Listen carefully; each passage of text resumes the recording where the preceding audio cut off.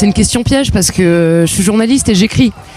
Mais le piège, c'est que je suis beaucoup plus télé. J'aime écrire.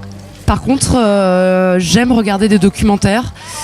Je trouve que quand on est dans la position de réception, c'est beaucoup plus simple de faire passer une information par la télé.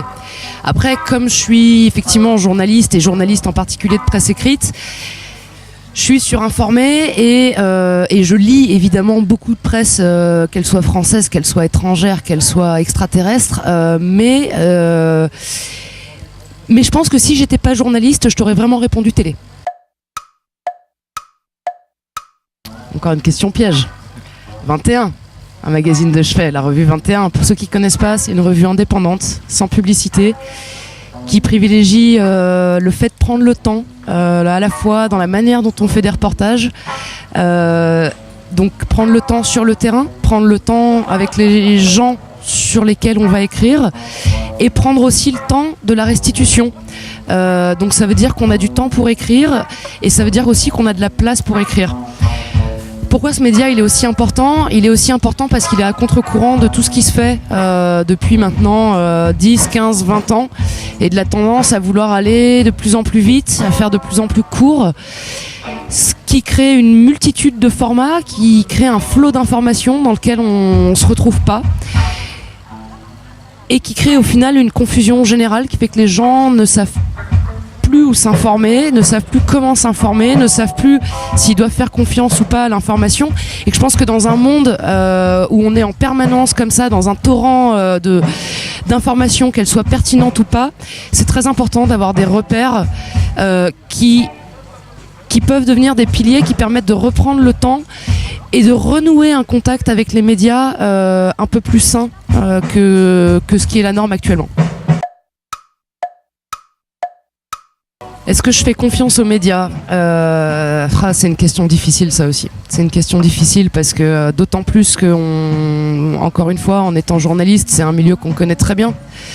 Donc on a tendance à très bien voir toutes les limites de ce métier, à commencer par le fait qu'on ne sait pas tout.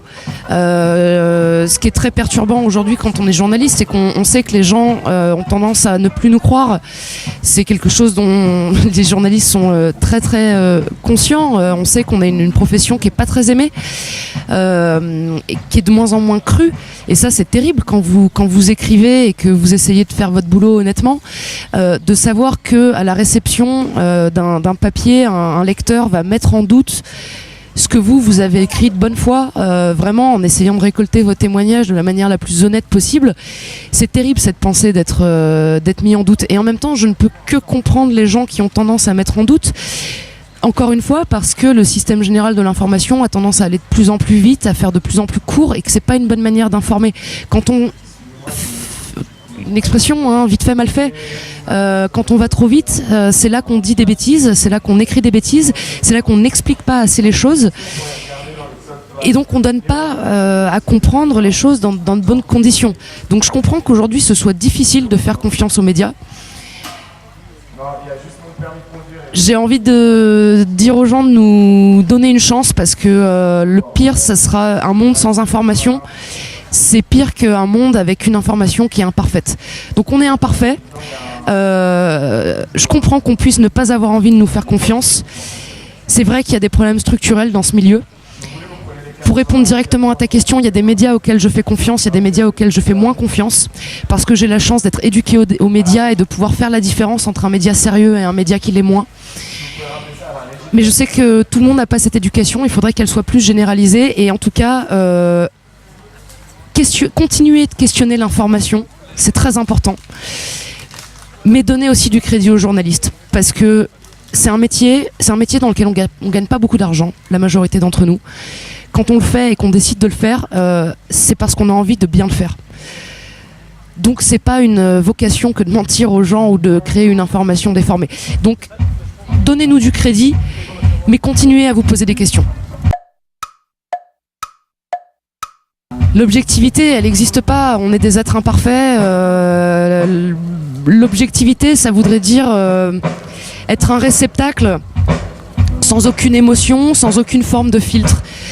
Moi, j'ai pas la prétention d'être un réceptacle sans aucune émotion, sans aucune forme de filtre, ce qui voudrait dire que je suis un bout de plastique.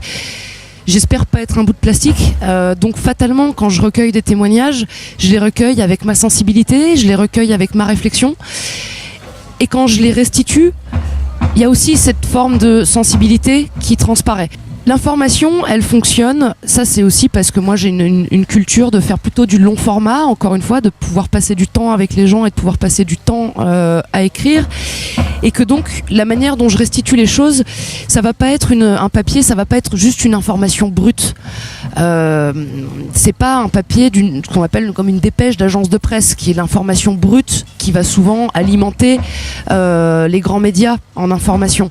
Et qui est aussi souvent ce que quand on fait une recherche sur internet, le match de la France contre la Belgique, comment ça s'est passé ?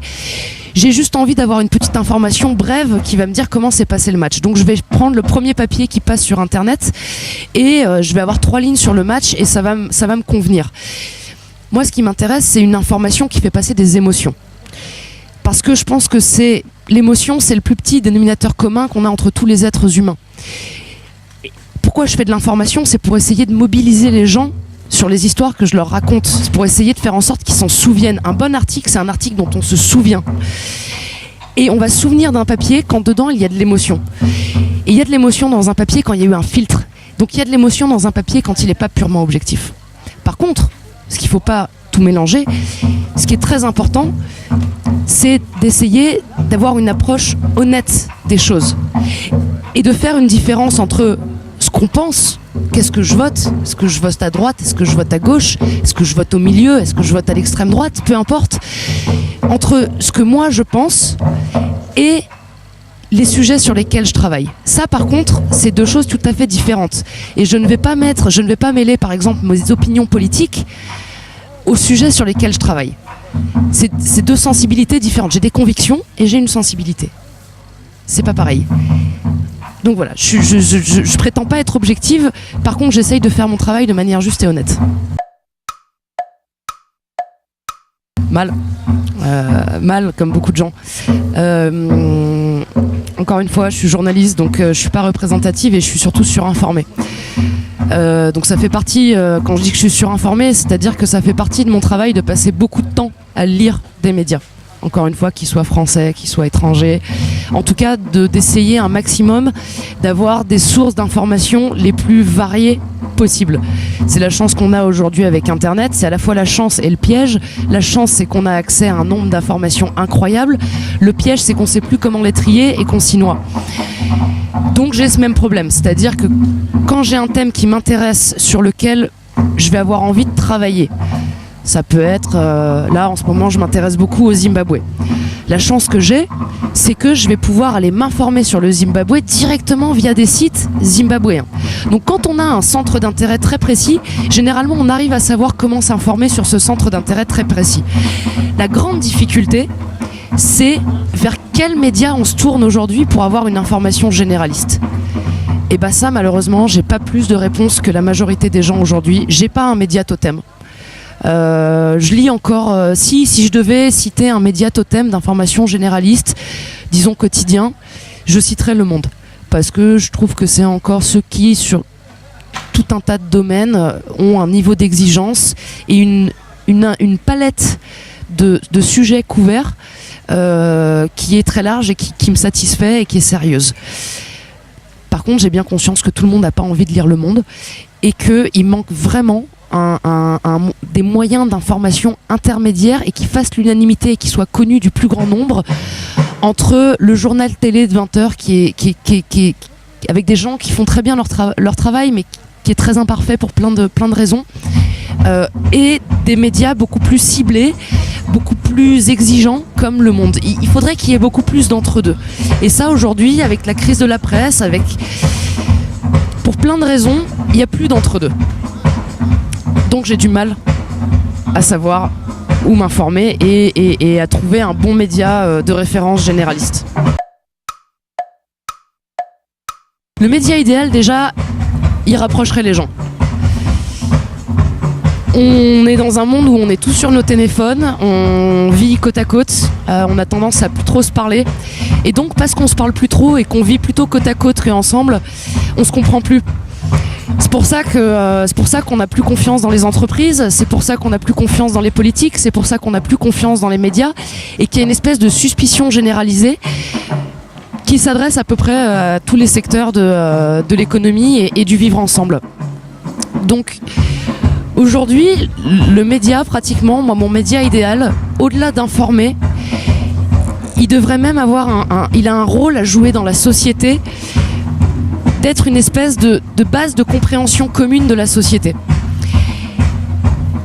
Et pour faire ça, et pour que ce soit un vrai média qui rassemble les gens, il faut que ce soit aussi un média qui permette aux gens de se parler entre eux. Donc finalement, moi, mon média de rêve, ce serait un média à la fois sérieux, à la fois ouvert, qui s'interroge sur la meilleure manière de parler à la fois aux plus instruits et au public les plus populaires, à tout le monde. C'est difficile à faire, c'est très difficile d'arriver à parler à tout le monde, mais ce serait un média, en tout cas, qui se pose la question de comment on fait ça. Et enfin et surtout, ce serait un média qui rassemble les gens de manière physique à travers des communautés de lecteurs. Ce serait un média qui aurait un côté communautaire.